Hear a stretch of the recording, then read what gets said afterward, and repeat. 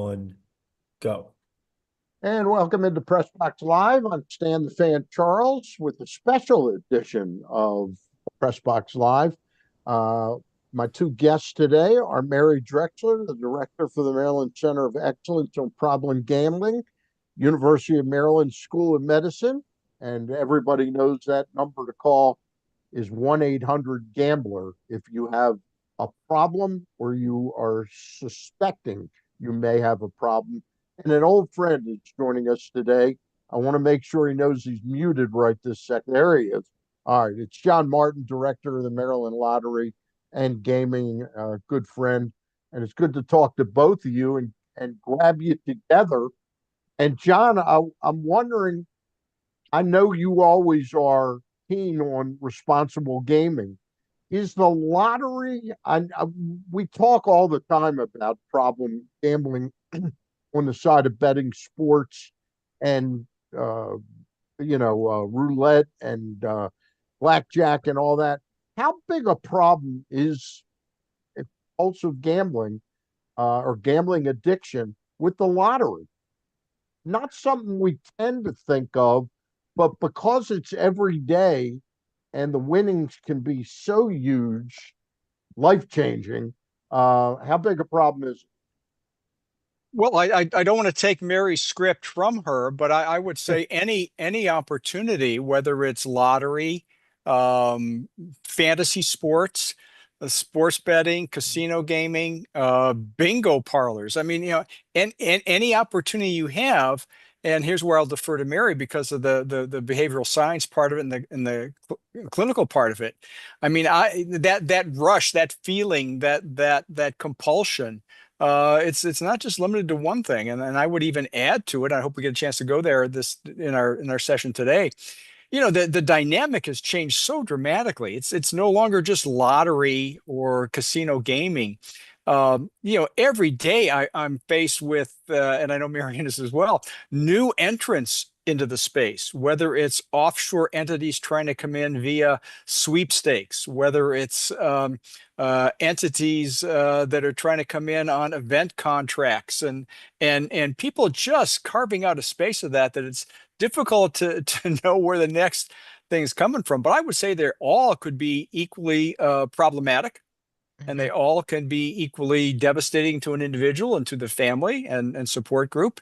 And we treat all that seriously, even if it's not something that we typically offer or regulate, like as in some of these other newer forms of gaming. Mary, would you agree with that? I definitely agree with it. I mean, we see when we're dealing with individuals who finally reach out for help, we're definitely seeing it's not just casino gambling. It could be casino gambling and lottery. It could be bingo halls and sports betting.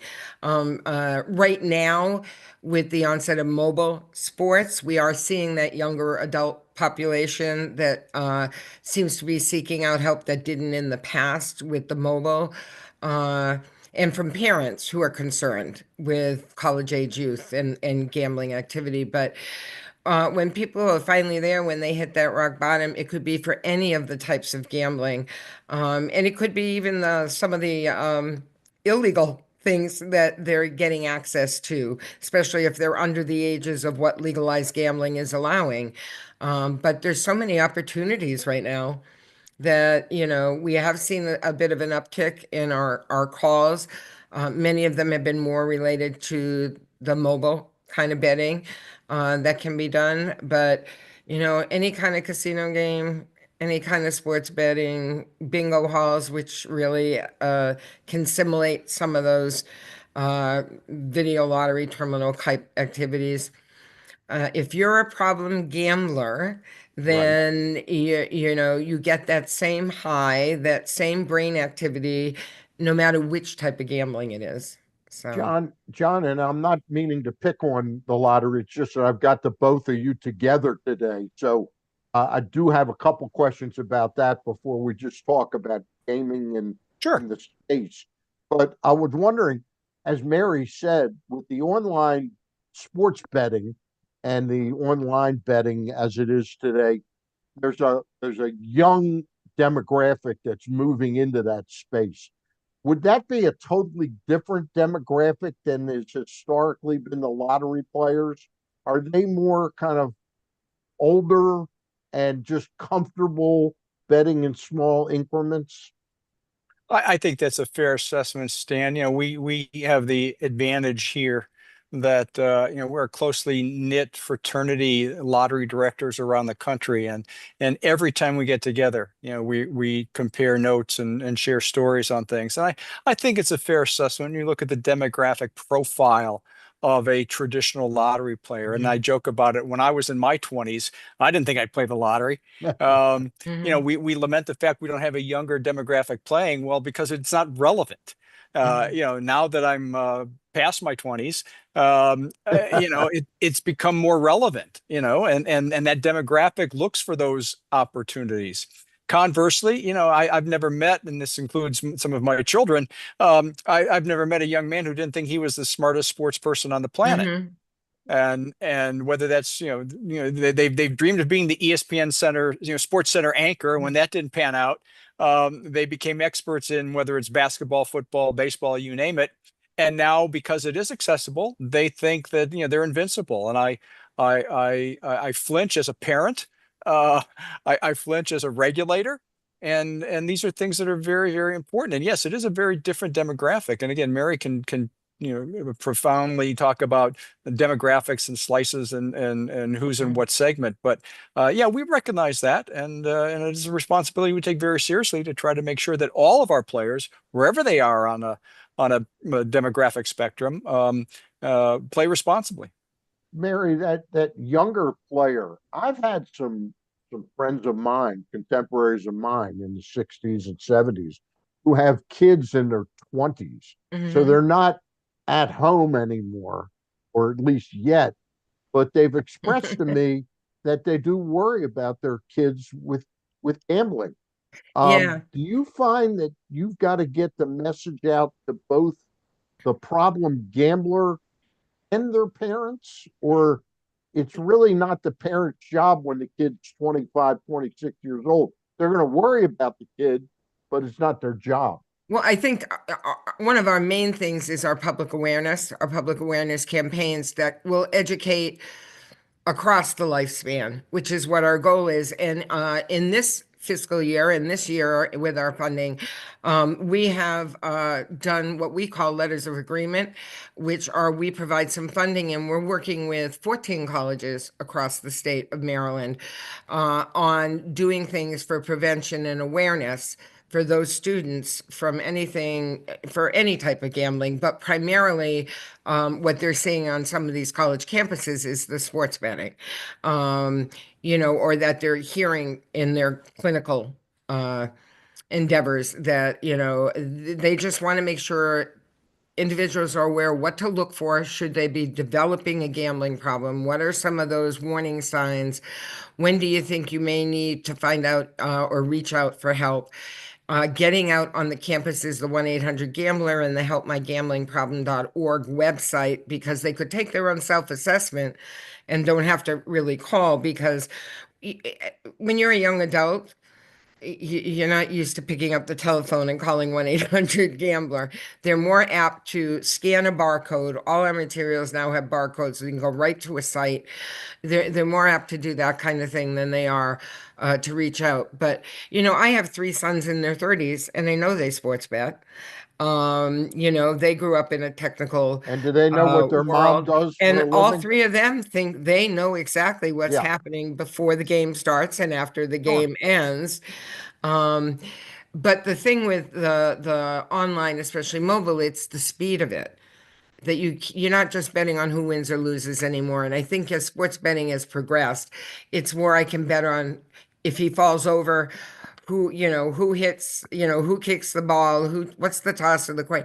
It's just so many openings for individuals to bet, and that's kind of intriguing to people who think they know everything there is to know about gambling, and not seeing it as a problem, because we recognize we're not for or against legalized gambling. We want to protect people. We want to promote healthy and informed choices Right. You want to when it protect comes the to gambling or vulnerable problem people. gambling. Yeah. And so that's our goal. But our main strategy, a lot of it really depends on that public awareness, education, training, which we try and do across the state on a regular basis. And with PGAM, which we call PGAM, Problem Gambling Awareness Month, this is a time where we can really push the message out. We have worked with and will continue to work closely with the Maryland Lottery and Gaming on responsible gambling. They've been a great partner in that area.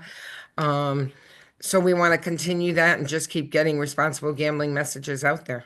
Is the problem with sports betting, Mary, is part of it the unique quality of sports betting where you have people that are invested in their knowledge, that they think they know what they're talking about, and they don't quite understand it's still something you can't control.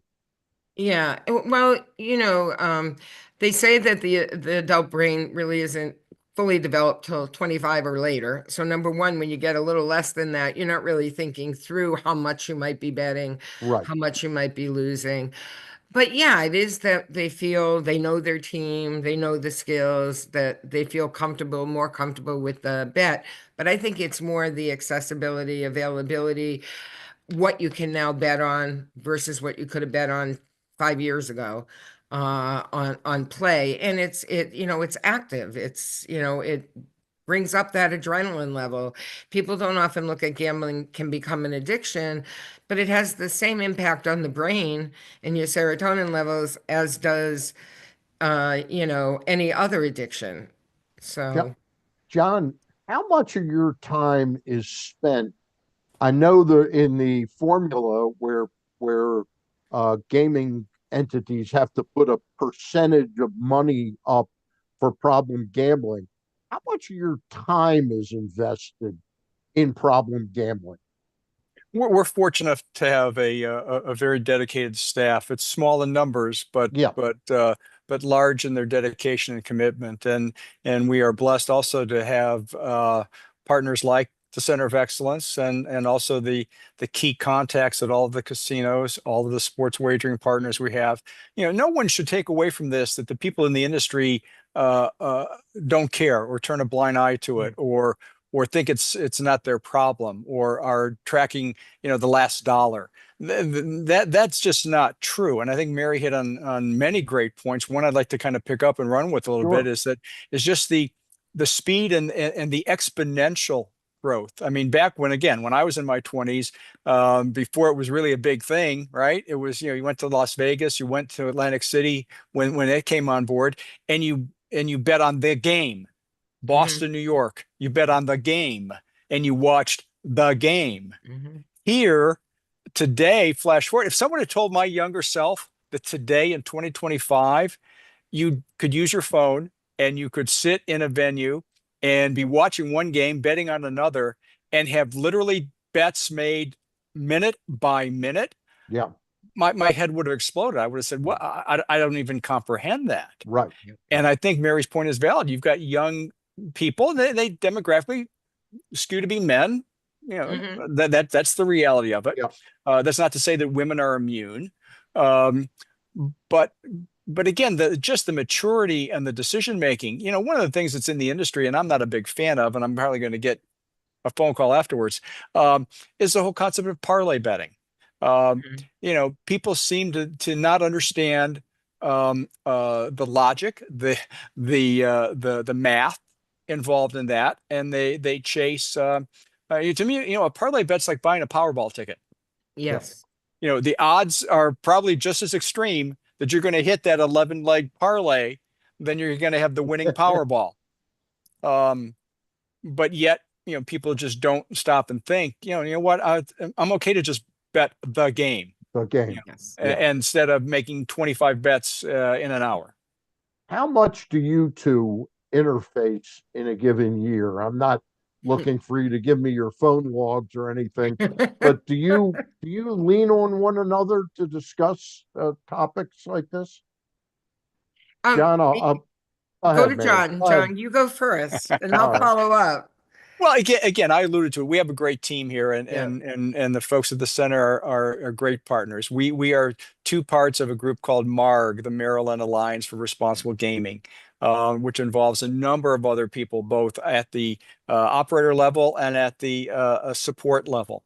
And so I'd say the dialogue is constant. And while this is Problem Gambling Awareness Month, Right.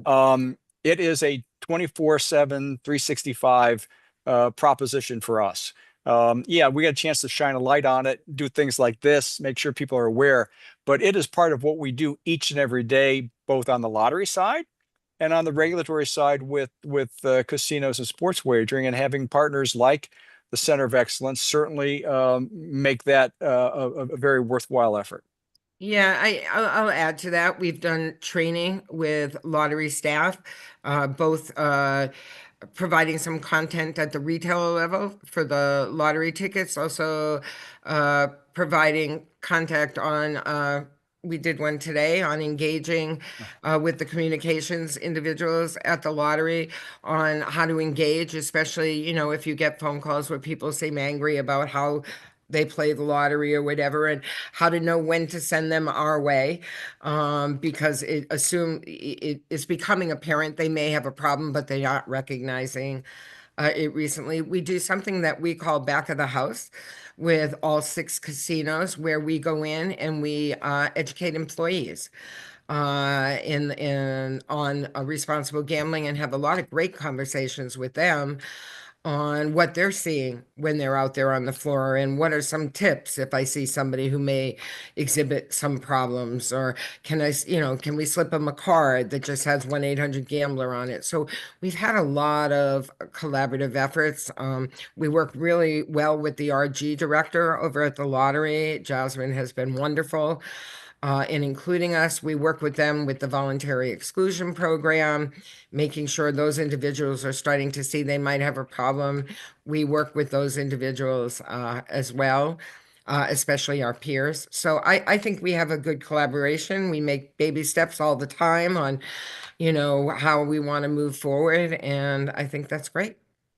The messages that I get watching television, so, I Mm. watch a lot of sports, and I'm bombarded. I'm shocked how much I'm still bombarded with gaming messages.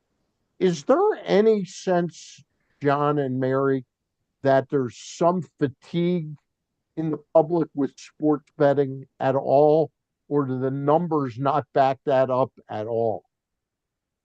Yeah, I'm not seeing that on our side. I've actually seen it, initially when things went, especially with sports betting online, we saw a bigger spike, then it settled down a little. But I still see that there are individuals that are really caught up in that. We haven't really seen them being frustrated with the amount of advertising. I think one of the things we see, though, is you have big celebrities who are doing a lot of the advertising, and Sure. they can advertise. The industry has many more dollars than we do for public awareness and advertising, and that's something I always ask the legislature for. We need to reach Marylanders. How can we increase our messaging on responsible gambling and the impact it can have, and where people can go for help?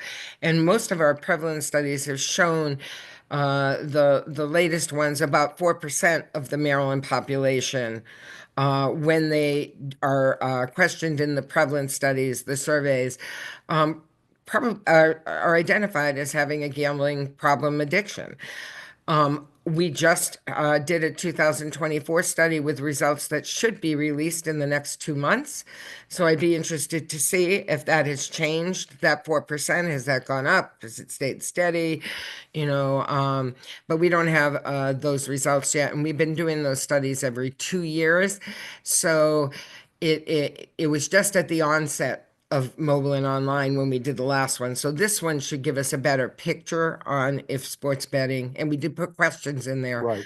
on the impact of sports betting, but I'm not seeing it kind of weaning backwards at this Okay. Yeah, point. I would agree with that. Each state, Stan, as they roll out or have at least over the last 6 years plus, sports wagering has put in place their own guidelines. Maryland, I think, took a very sensible approach. We I agree. allowed the sports wagering community to promote initially, to establish their foothold, if you will. But after the first year, we put a significant constraint on what they could spend on promotion. So I think, I'm a creature of habit. Everyone is.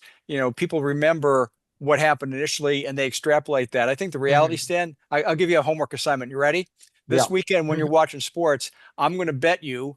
Sorry, pardon Go ahead. the reference. I'm going to bet you see more insurance commercials than you do sports uh, gaming commercials. Probably right. So again, there are other industries that certainly are out more than this. But again, people, it's low hanging fruit. It's easy for them to take a swing at it.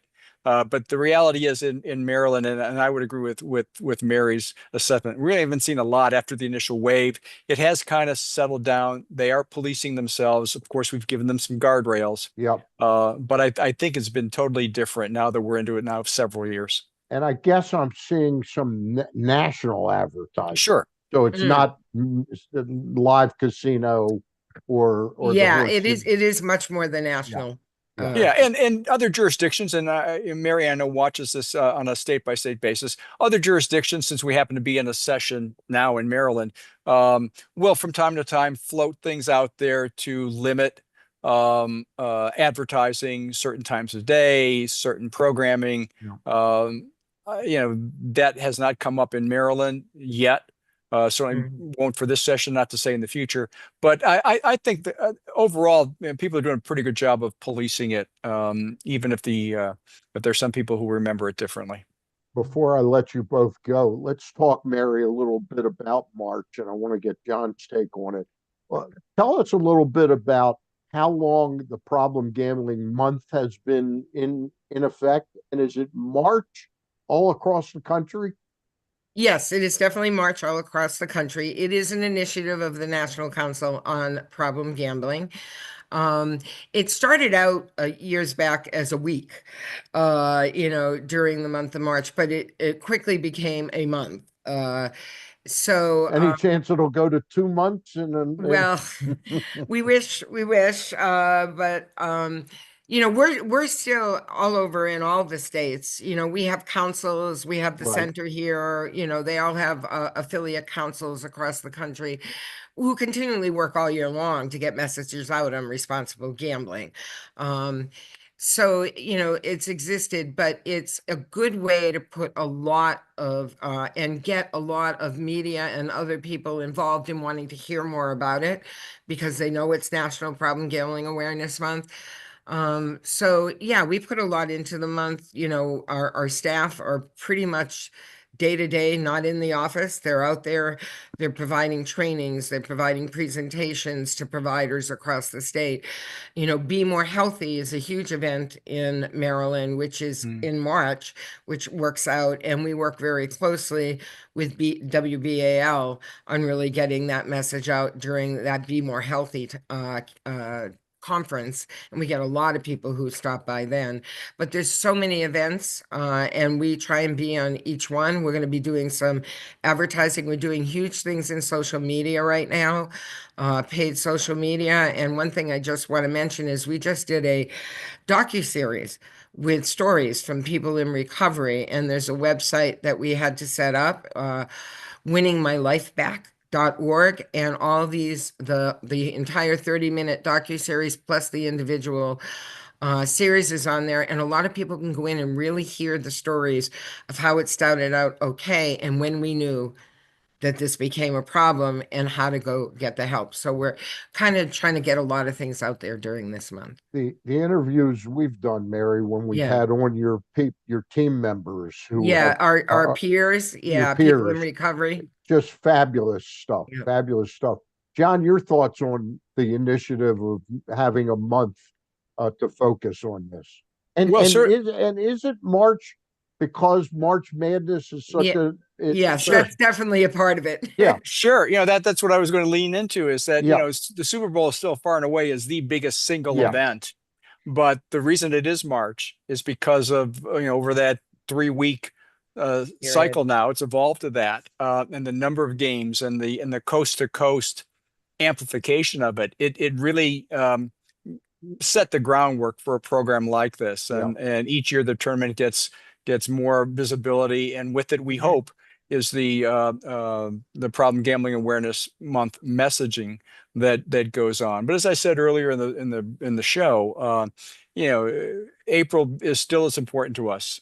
May, June, July, all the way through. So every month of the year we're doing something. But we appreciate the opportunities such as this to share the spotlight with Mary and her good work, and make sure that the message is out there. I've got one last question for Mary, and it's Uh-oh. because she's so focused on solving the problem for people. Well, I'm never What- going to solve it, but No, keep but going. what gives you the most satisfaction about your job? Is seeing when we're able to help the individual with the problem and or their family member. Yeah. And I've said it and I'll say it again. A big part of our success at the center is having 5 individuals, certified peer recovery specialists with lived experience, who can make that connection with an individual and get them to the resources they need. Because oftentimes, even when we get a call or a chat or a text to the helpline, they're not quite ready to go into counseling, but they sure are ready to talk to someone who understands where they're coming from. So, but I think that's it. And we've had a lot of success stories through that. So, John, I appreciate it again. John Martin, director at the Maryland Lottery and Gaming, and my friend Mary Drexler. Not that John's not my friend. Mary Drexler, director for the Maryland Center of Excellence on Problem Gambling, University of Maryland School of Medicine, and that phone number above, 1-800-GAMBLER. If you feel like you have a problem, or you're beginning to suspect you have a problem, or maybe you suspect a family member has a problem, call up and they can maybe help you have some tips to help this family member call up. And Stan, before we go, I just have to say, in Maryland, the gambler and or their family member can get treatment at no cost. No cost. That's No an cost important treatment. So I think it's important for them to know, because if I'm a gambler and I've lost a lot, or a family member who's got tons of bills, to know they can get help and not worry about that cost is important. All right. Thank you both very much for Thank you talking very about much. Thank you, this with me. Stan. Thanks, Mary, All good right. to see you. Good to see you both. Good